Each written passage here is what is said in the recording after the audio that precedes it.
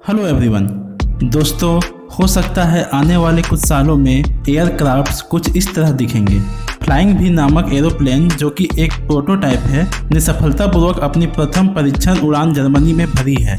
शोधकर्ताओं ने फ्लाइंग भी, जो कि एक फ्यूचरिस्टिक और फ्यूल एफिशिएंट एरोप्लेन है, की पहली उड़ान का सफल संचालन किया है, जो कि आने वाले समय में यात्रियों को अपने पंखों में बैठाकर उनके मंजिलों तक ले जा सकती है। जी हाँ दोस्तों, आपने बिल्कुल सही सुना।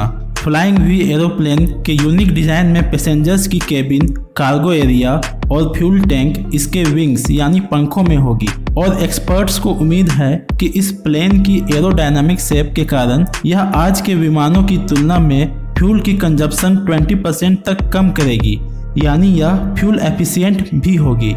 ड्रोन फ्लाइंग एक्सपर्ट्स और विशेषज्ञों की टीम ने इस 22.5 किलोग्राम वजनीय और 3 मीटर स्केल वाली फ्यूचरिस्टिक एरोप्लेन की मॉडल का परीक्षण किया, जो कि नीदरलैंड की डेल्फ्ट यूनिवर्सिटी ऑफ टेक्नोलॉजी के शोधकर्ताओं द्वारा विकसित की गई है।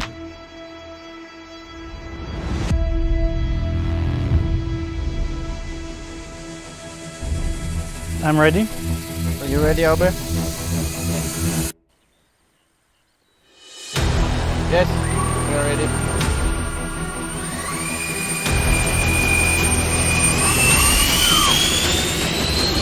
5, 7, 9, 11, 13, 15, 20, 22.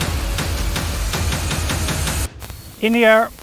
और अधिक विकसित करने और आगे की डेवलपमेंट फेज को पूरा करने के लिए डच एयरलाइंस KLM और एयरबस जैसे पार्टनर्स भी इसके साथ मिलकर काम कर रहे हैं। जहां डच एयरलाइंस कंपनी KLM ने फ्लाइंग भी नाम के इस V-शेप्ड एयरक्राफ्ट्स की डेवलपमेंट में और इसके तकनीक को खोजने में सहयोग करने की सहमति जताई है, जिसमें कि पैसेंजर्स केबिन, फ्यूल टैंक और कार्गो कंपार्टमेंट को इसके पंखों में शामिल किया जाएगा। वहीं शोधकर्ताओं और इंजीनियर्स की एक टीम ने इस एयरक्राफ्ट की टेस्टिंग जर्मनी के एक सेफ गार्डेड एयरबेस पर की, जहां उन्होंने टेक ऑफ के साथ साथ मैन्यूवर्स एंड अप्रोचेज और लैंडिंग के लिए एयरबस की टीम के साथ काम किया।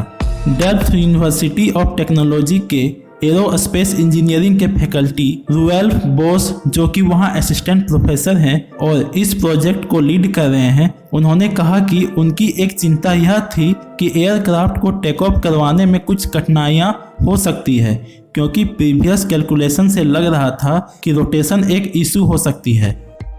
The scaled model has been designed not only to demonstrate that the flying V can indeed fly, but also that we can actually do a test with it. We can make maneuvers with the airplanes and then measure the response of the airplane. So in that sense, it's really a scientific vehicle that we use to perform tests with.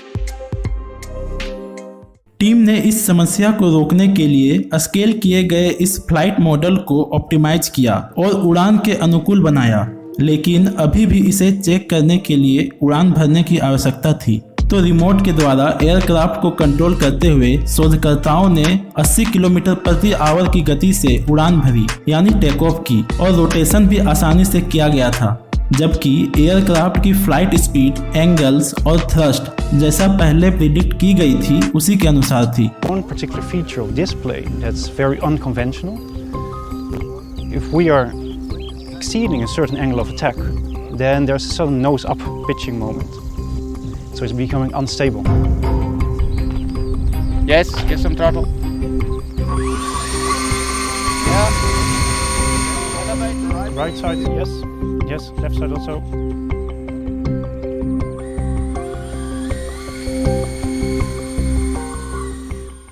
Expert ने इस aircraft model को optimise करने के लिए और इसे उड़ने के लायक बनाने के लिए कड़ी मेहनत की।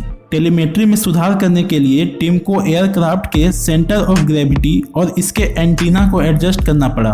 इससे पहले कि यह यात्रियों के साथ आसमान में उड़ान भर सके, इसमें अभी बहुत काम किया जाना बाकी है।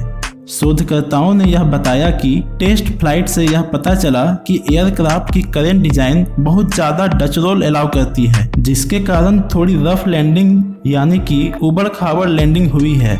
एक्सपर्ट्स की टीम अब इस टेस्ट फ्लाइट से कलेक्ट किए गए डाटा का उपयोग एयरक्राफ्ट की एरोडायनामिक सॉफ्टवेयर मॉडल को तैयार करने में और फ्लाइट सिमुलेटर में प्रोग्राम करने के लिए करेगी, जो कि इसके आगे की परीक्षण और उड़ान को इम्प्रूव करने में मदद करेगी। यह टीम इस एयरक्राफ्ट के मॉडल का और अधिक टेस्ट करेगी और फ्लाइंग भी को सस्टेनेबल propulsion देने की कोशिश करेगी। इसकी डिजाइन इसे केरोसिन के बजाय तरल यानी कि लिक्विड हाइड्रोजन ले जाने के लिए अत्यधिक उपयुक्त बनाती है। तो यह थी इस नई डेवलप हो रही एयरक्राफ्ट फ्लाइंग भी से जुड़ी कुछ जानकारी। अगर आप इसके बारे में और जानना चाहते हैं तो लिंक डिस्क्रिप्शन में है। अगर आपको यह वीडियो अच्छी लगी तो इसे लाइक करें, अपने दोस्तों के साथ शेयर करें और इसी तरह की इंफॉर्मेटिव वीडियो के लिए इस चैनल को सब्सक्राइब भी कर लें और बेल आइकन को प्रेस कर दें ताकि नई वीडियो की नोटिफिकेशन आपको मिलती रहे। Thank you, see you in the next video.